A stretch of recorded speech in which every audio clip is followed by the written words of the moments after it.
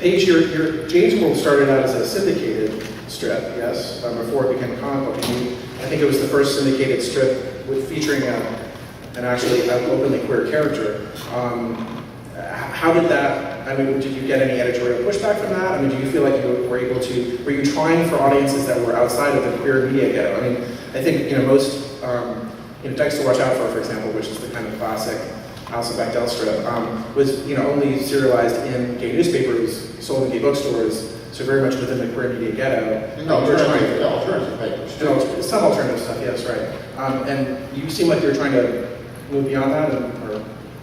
Yeah, it's funny because I've described Jane's World as kind of gay light because sometimes people will read it for a while and then two girls will kiss and then they'll be shocked that it's a gay comic. And I'm not purposely trying to not be political or not make a statement or whatever, but like what Howard's saying, I try to focus on the more subtle nuances of just interpersonal relationships and people, so that people encounter the characters and go, wow, no matter whether you're gay or straight or black or white or whatever, we all have, the same issues that we deal with every day. Jobs, girlfriends, parents, boyfriends, whatever.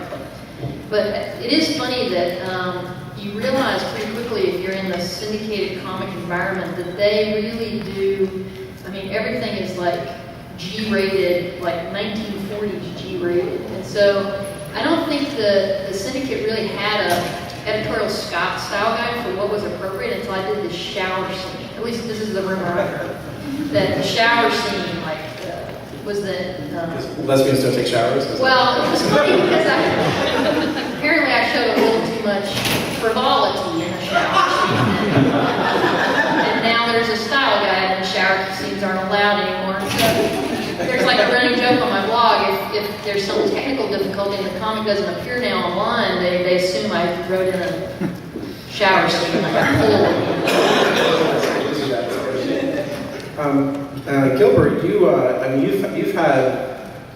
using, one of the things that really always strikes me about Morocco is that both of you, all three of you, were using LGBT characters very, very early on in underground comics, and then also how sexual it is. And I remember you did a keynote speech at SPX, Small Press Expo in DC a couple years ago, and you specifically talked about how underground comics have gotten less sexual over the years, which I thought was kind of interesting, whereas mainstream comics maybe have been kind of opening up sexually a little bit.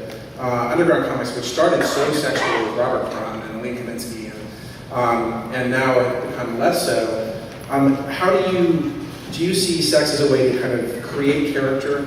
I'm thinking of, you have this one, I forgot the character's name, but he comes into a crowded party and says he'll fuck all of them, and it's this kind of aggressive, bisexuality almost is this kind of aggressive macho posture. And how do you approach sex with character, and especially in terms of LGBT characters? I said all that? Sorry, the words in your mouth there, sorry about that. Well, one of the reasons there's all kinds of angles with people's lives in Little Rockets is because we can. Little Rockets is sort of our bubble. We don't, when we're told we can't do this, don't do that, and the chip on the shoulder comes out, So early on with Little Rockets, I was just messing around with the first couple of issues, and then when I had the opportunity to start the Palomar stories, I was warned that that's not something you can sell. They didn't say it wasn't good, they just said, you can't sell that. You can't decide crap my nickel and watch it, it still doesn't sell. But, but seriously, and so it evolved that way. We would just see things along the way that weren't, as everybody's saying, they just weren't, connecting to a mainstream audience or film, TV. That's always a novelty. Even a good relationship between, gay people on TV or movies, a novelty still. They didn't, it's not a natural thing. And we wanted to bring, naturalism to it. That was, the good and bad. It was good relationships, bad relationships. And also it's I don't know how this is going to sound, but with all our characters, we didn't, it's just to make things more colorful, but in a human sense, not necessarily shocking or am I on the right track here? Yeah. Okay. And the challenge to us as artists is to make those characters feel real and believable, despite the context of the stories. You know, I mean, the stories aren't always about that. But to make, like, Hyman's done such a bang up job, you know, doing his girl characters, you know, together. And he's been doing it for almost 30 years, you know, maintaining that. So, I don't remember the question, but it was just, you know, because, I guess maybe do you approach sex with the LGBT characters in your comics differently than you would with the hetero characters, for example? I try not to. I do. I am a little more sensitive, but if I'm approaching a gay character, I am more sensitive about getting it right, just because I've made mistakes over all any kind of subject in my comics over the years. But that is a delicate set because it's a group of people that have been aligned, and that's something I'm sensitive about myself. So when I see that, you know, and what I mean by getting it right is engaging the reader. That's what I mean by getting it right. Not being politically correct or anything like that. Engaging the reader with humanistic characters worth reading and will come back to. That's the most important. Right. Judd, when you did with Pedro and me, you were actually working with trying to portray a real person. But it's also a person who, I think maybe this is part of one of the crux of the book, that this is a person who is also, a person with AIDS, gay, Latino, all kind of adjectives that are oftentimes used in complex ways that don't, relate to the actual person. So, but you were trying to get that person right in a really fundamental way. Yeah. It was, was a memoir. And one of the things that Pedro was striving when he was alive was to make that distinction. That, although most of his work, slash vocation was his education and gay rights, he used to joke. He said, "I have a laundry list of things that I am.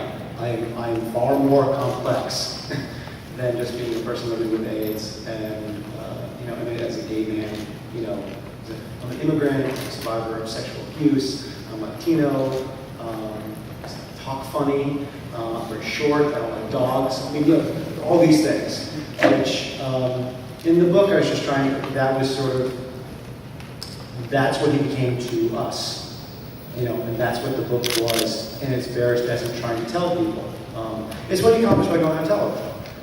Showing people for the very first time what someone living with AIDS truly was, which was very much like everyone else.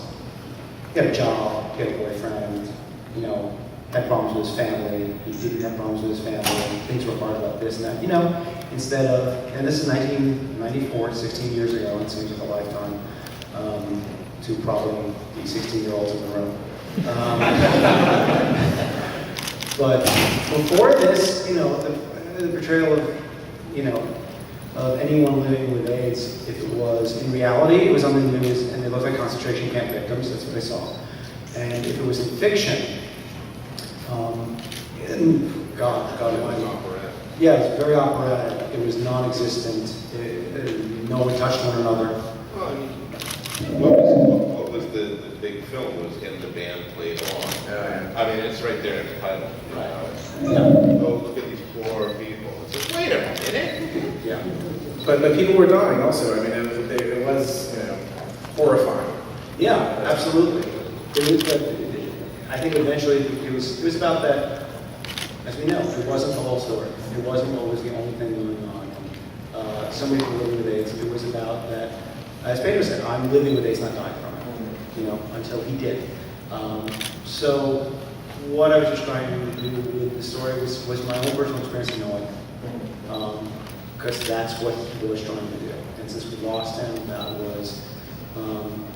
was my crisis reaction. At first it was to go around for 2.5 years and lecture and carry on and talk about him until it finally clicked in my brain.